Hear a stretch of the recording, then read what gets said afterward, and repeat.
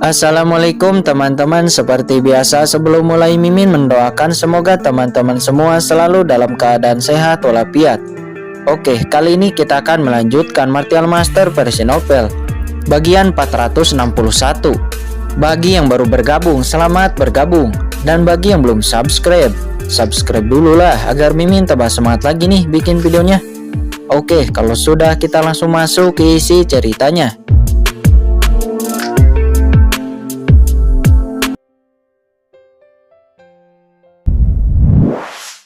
Kan mendapat masalah besar.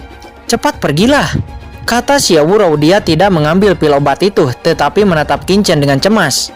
Kamar dagang Liao Zhong. Qingchen mengerutkan kening. Dia samar-samar tahu bahwa ini harus menjadi kamar dagang tingkat atas di kota Tianlei. Namun, Qingchen bahkan berani mengejutkan istana berkabut dan kekaisaran Xuanyuan. Jadi, apakah dia akan peduli dengan kamar dagang kecil seperti itu? Jika itu masalahnya, lawan saja. Siapa yang kamu takuti? Kamu minum pil ini dulu, kata Qingchen dengan nada suara memerintah. Dan Xiaowurou mau tidak mau menelan pil itu. Setelah menelan pil itu, Xiaowurou merasa seluruh tubuhnya sangat nyaman. Kamu merampok budak yang kami beli, dan kamu berani menjadi begitu sombong. Sekarang, serahkan cincin penyimpanan Anda. Jika tidak, hari ini tidak ada dari Anda yang bisa hidup, kata Yingtu. Setelah mengatakan ini, dia tiba-tiba mengirim pesan. Gerakan di sini juga menarik banyak orang untuk menonton. Bukankah itu Yingtu, manajer kamar dagang Liao Zhong? Hei, wanita di sebelah Yingtu itu sepertinya adalah Xiong Ying, putri wakil ketua Xiong Miao. Apakah seseorang berani berselisih dengan mereka di kota Tianlei? Terdengar beberapa percakapan pribadi di sekitar. Lepaskan dan tanggalkan pakaian jalang ini. Gantung dia di atas kota. Siapapun dapat menghinanya sebagai budak wanita. Kamu pantas berakhir seperti ini, kata Xiong Ying berkata dan kejam kepada Xiaowurou. Mendengar ini, hati Qingchen tiba-tiba menjadi dingin dan niat membunuh yang tak ada habisnya muncul. Kamu mencari kematian. Qingchen langsung melayangkan pukulan. Segera Xiong Ying langsung berubah menjadi kabut darah. Semua orang yang menonton itu menghirup udara dingin, membuat kulit kepala mereka mati rasa karena syok. Yingtu yang awalnya sombong juga tercengang. Mereka tidak menyangka Qingchen begitu kejam dan kuat. Mereka akan membunuh Xiong Ying dalam satu gerakan. Bahkan dia tidak dapat bereaksi sedikit pun. Kamu benar-benar membunuh Nona Xiong Ying. Yingtu hanya merasa kedinginan. Xiong Ying mati di depannya jika dia tidak memberikan penjelasan kepada wakil ketua Xiong Miao. Dia dan bawahannya tidak akan ada yang bisa hidup. Satu-satunya kesempatan untuk hidup adalah menangkap orang yang membunuh Xiong Ying dan memberikannya kepada tuan wakil Xiong Miao. Memikirkan hal ini, dia langsung membuat tembakan ke arah Qingchen. Namun hasilnya sudah jelas, dia akhirnya mati di tangan Qingchen hanya dengan satu gerakan. Bahkan sebelum sempat memohon belas kasihan, dia sudah meledak dan berubah menjadi kabut darah. Xiaowurou menatap Qingchen dengan tatapan kosong. Dia tidak menyangka Qingchen akan langsung membunuh beberapa orang dari kamar dagang Liao Zhong. Dalam hatinya, dia dikejutkan oleh kekuatan Qingchen. Cari tempat istirahat terlebih dahulu. Qingchen memimpin Xiaowurou dan yang lainnya ke sebuah restoran tidak jauh dari sana. Restoran itu sangat mewah. Ketika Qingchen dan yang lainnya masuk, penjaga toko buru-buru membungkuk untuk menyambutnya. Penjaga toko restoran ini jelas juga melihat apa yang terjadi sebelumnya. Tidak peduli apakah Qingchen dan yang lainnya benar-benar sembrono atau berani menghadapi orang seperti itu yang bahkan berani melakukan sesuatu dengan kamar dagang. Restoran mereka tidak ingin menimbulkan masalah. Xiaowurou, kenapa kamu ada di sini? Bukankah kamu berada di negeri 100 dinasti? Qingchen membuat batasan segera setelah dia masuk dan kemudian buru-buru bertanya. Ini adalah satu hal yang paling ingin dia ketahui. Mengapa Xiaowurou ada di sini? Kita bisa membicarakannya nanti. Master Papillon Qin, cepatlah pergi dari sini. Apa yang kamu bunuh tadi adalah yang terkuat dari kamar dagang Liao Zhong. Kamar dagang Liao Zhong adalah kekuatan teratas di sini. Anda telah menyinggung mereka. Mereka pasti akan mengirim seorang master ke sini, kata Xiaowurou. Gadis kecil, jangan khawatir, karena kita telah mengambil tindakan. Tentu saja kita tidak akan takut dengan kamar dagang manapun, kata Puqian Kun seraya tertawa. Ya, Xiaowurou, jangan khawatir. Jika mereka berani datang, Shao Chen akan membiarkan mereka berlutut dan kembali, kata Yu Qiansu menghibur. Kamu Qiansu? Xiao Rou mendengar suara Yu Qiansu dan berkata dengan kaget. Dia merasa aura pada Yu Qiansu sangat menakutkan. Kamu akhirnya mengenaliku. Yu Qiansu tertawa. Cepat bicarakan, mengapa Anda ada di sini? Dan mengapa Anda menjadi budak dari kamar dagang? Sebenarnya kami datang ke sini itu adalah perintah dari budak hitam. Xiao Rou akhirnya menenangkan pikirannya dan mulai berkata. Qin Chen tiba-tiba berdiri. Apakah kamu mengikuti perintah dari budak hitam itu?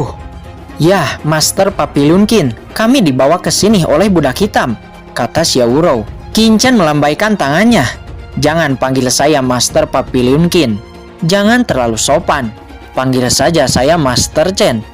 Nama samaran saya saat ini adalah Chen King. Baiklah, Tuan Chen. Xiao Rou segera menceritakan semua yang telah terjadi. Pada saat itu, Papillon Cendi didirikan di Tanah 100 Dinasti, menarik perhatian semua kekuatan besar di Tanah 100 Dinasti, dan murid berbakat yang tak terhitung jumlahnya mengalir ke dalamnya.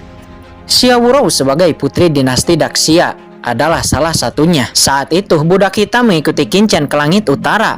Setelah Papillon Cendi dikembangkan di langit utara, Xiao Rou dan yang lainnya juga dibawa ke langit utara untuk dikembangkan. Budak hitam dan lelaki tua Dabei sebagai pusat komunikasi antara Wuyu, Papillon Pil dan gedung Wan Baolou secara alami membutuhkan beberapa pembantu. Xiao Rou dan yang lainnya beruntung untuk terpilih. Namun, lebih dari setahun yang lalu, budak hitam dan lelaki tua Dabei tiba-tiba merasakan krisis dan menemukan bahwa orang-orang dari Istana Penegak Hukum menyelidiki Papillon Cendi mereka secara diam-diam. Di bawah kewaspadaan, budak hitam dengan cepat menyembunyikan Papillon Cendi di cabang Wuyu. Namun karena krisis ini, budak hitam dan lelaki tua Dabei memutuskan kontak mereka satu sama lain. Semua orang terpecah dan tersembunyi satu sama lain. Dalam rencana cadangan, jika mereka kehilangan kontak satu sama lain, mereka akan bertemu di kota Tianlei. Oleh karena itu, Xiao Rou dan kakak laki-lakinya Xiao Shang dan beberapa murid lainnya bergegas ke kota Tianlei. Namun siapa sangka di saat perjalanan ke kota Tianlei, dia dirampok oleh bandit, ditangkap, lalu diubah menjadi budak dan dijual ke bengkel budak di kota Tianlei. 3 bulan yang lalu, Xiao Rou dijual kepada kamar dagang Liao Zhong dan menjadi pelayan Xiong Ying. Selama menjadi pelayan, Xiao Rou hanya bisa menyembunyikan namanya dan tidak mengungkap segalanya tentang Papillon Cendi. Untungnya sebelumnya dia sudah menghancurkan wajahnya dan menjadikan dirinya monster yang jelek. Kalau tidak, dia tidak tahu penghinaan seperti apa yang akan dia derita. Ini salahku, semuanya salahku. Qin Chen gemetar mendengarkan kata-kata Xiao Rou. Hatinya terbakar amarah. Dia tidak menyangka Xiao Rou dan yang lainnya memiliki pengalaman yang menyedihkan. Ini semua karena Papillon Cendi miliknya. Jika bukan karena dia datang ke kota Tianlei hari ini, maka Xiao Rou masih tidak tahu apa yang akan dia alami. Jadi, budak hitam dan lelaki tua Dabei juga ada di kota Tianlei pada hari ini. Qin Chen tiba-tiba berdiri dan bertanya dengan suara yang dalam. Menurut rencana yang telah disiapkan, seharusnya budak hitam ada di kota Tianlei. Akan tetapi kota Tianlei sangat luas, sulit untuk menemukan budak hitam, kata Xiao Rou tersenyum pahit dan menggelengkan kepalanya. Tapi, kenapa budak hitam memilih kota Tianlei untuk bertemu? Kata Qin Chen dengan bingung. Pada awalnya, kami mendapat pesan bahwa Tuan Chen, Anda telah jatuh di alam Yu kuno. Tetapi, Tuan Heinu percaya bahwa Anda tidak pernah mati.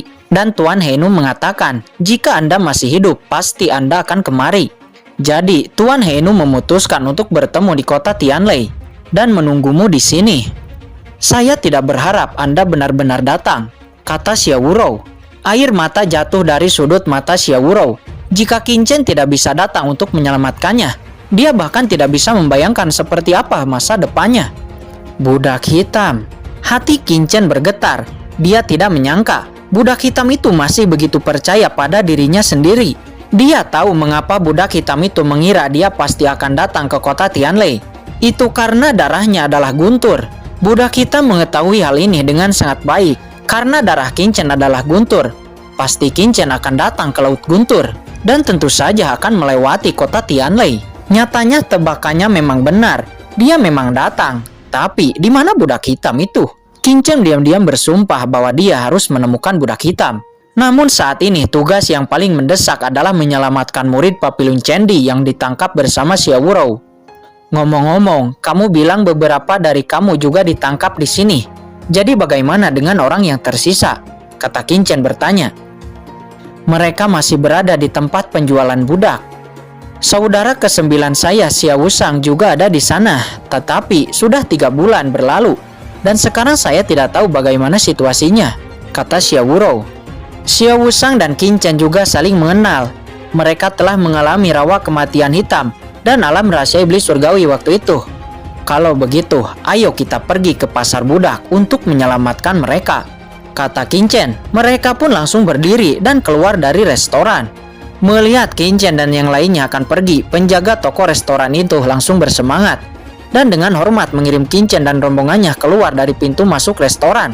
Bukannya mereka tidak ingin berbisnis, tetapi Qin Chen menyinggung kamar dagang Laojong yang pasti akan menimbulkan masalah. Mungkin orang-orang dari kamar dagang Laojong seharusnya sudah dalam perjalanan ke sini. Benar saja, Qin Chen dan yang lainnya baru saja keluar dari restoran dan belum pergi ke pasar budak. Namun tiba-tiba ledakan, aura menakutkan turun, disusul dengan beberapa sosok menakutkan yang muncul di depan Qin Chen. Meledak dengan napas yang mengejutkan dunia. Pemimpinnya adalah seorang lelaki tua, berusia sekitar 50 atau 60 tahunan. Kultivasinya berada di puncak tengah martial emperor. Lelaki tua ini adalah wakil presiden kamar dagang Laojong, Xiong Miao. Di belakang Xiong Miao ada beberapa pria kuat dengan aura pembunuh. Salah satunya adalah Kaisar Tuli. Kamu berani membunuh anakku Xiong Ying, kata Xiong Miao dengan dingin. Ya, Xiong Ying itu dibunuh olehku. Apa yang kamu inginkan?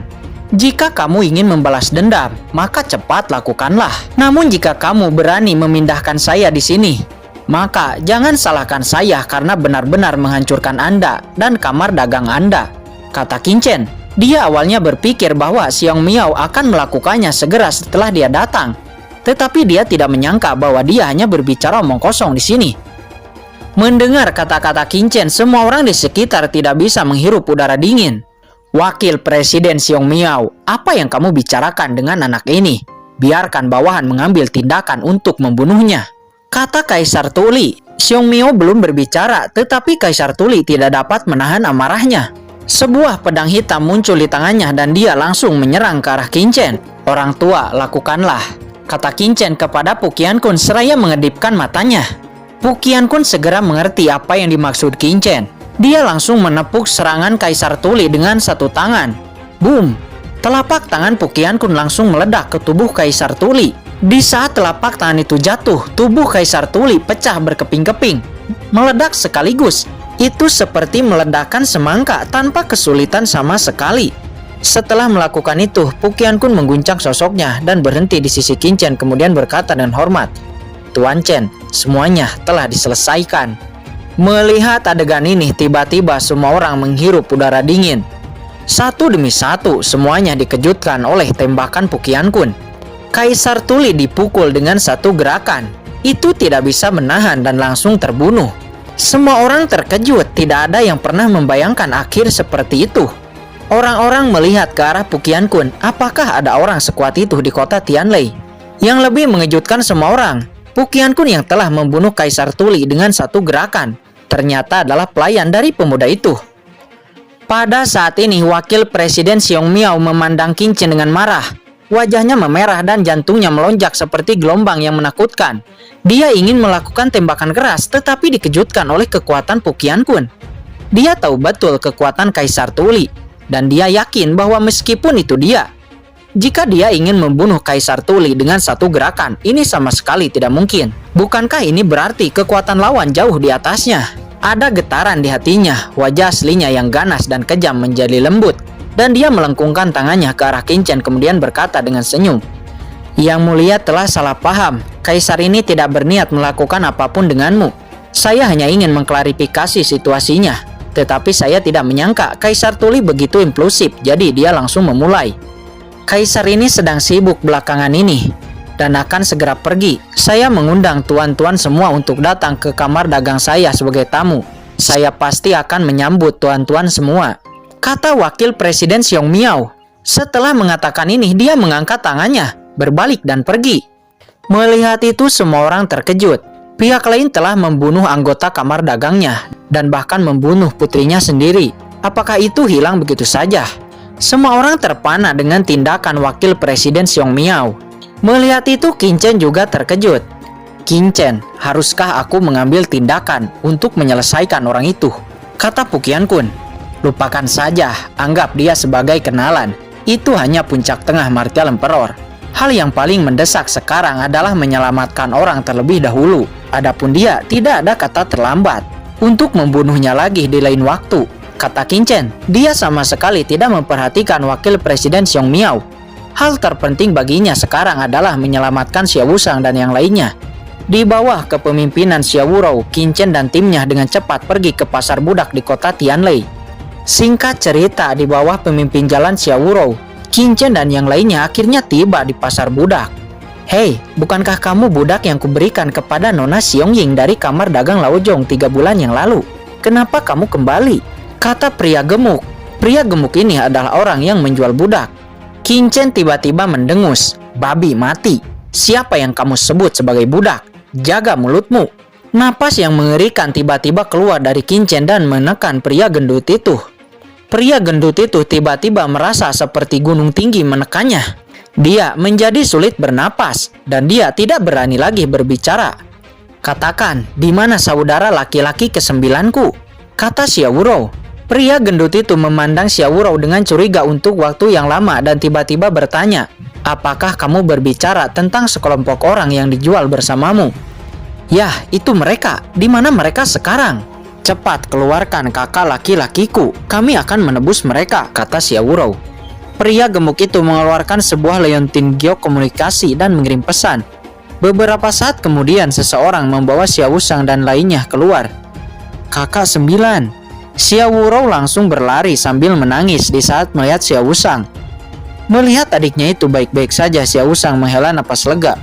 Wurou, kenapa kamu ada di sini? Kakak, aku datang untuk menyelamatkanmu, kata Xiao Wurou. Wurou, jangan bilang kamu menjual papilun cendi untuk bisa menyelamatkan kami, kata Xiao Wushang di saat sebuah pemikiran terlintas di kepalanya. Pada saat ini yang lain juga memandang Xiao Wurou dengan kaget dan marah.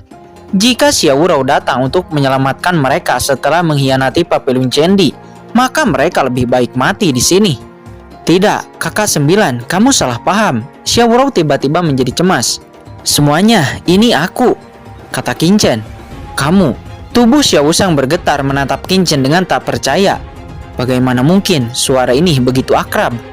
Ini aku Qin Chen. Aku di sini untuk menyelamatkan kalian, kata Qin Chen dengan suara yang rendah. Papiliun Master Qin. Xiao Wushang dan yang lainnya kehilangan suara mereka. Suara mereka langsung menjadi bersemangat. Qin Chen datang untuk menyelamatkan mereka. Master Papiliun mereka datang untuk menyelamatkan mereka. Hei, sudah lama kan? Ini sudah waktunya untuk membayar tebusan, kata pria gemuk itu. Berapa harganya? Kata Qin Chen. 1,5 juta batu asli, kata pria gemuk. Qin Chen mengeluarkan cincin penyimpanan dan memberikannya kepada pria gemuk. Tentu saja 1,5 juta batu asli. Tidak ada artinya bagi Qin Chen. Ayo pergi, kata Qin Chen.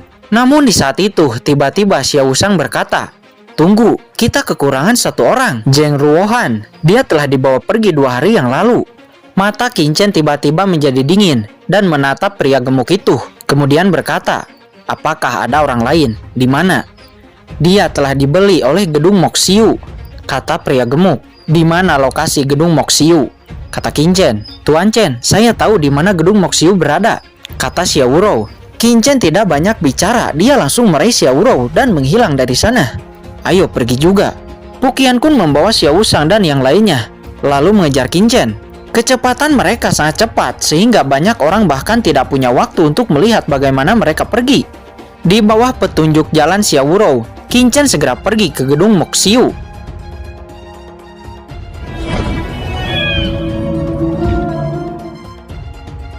Oke guys, sudah dulu ya. Jangan lupa subrek biar lanjut terus ceritanya. Bagi yang sudah subrek, mudah-mudahan dimudahkan rezekinya. Mimin undur diri. See you next and goodbye.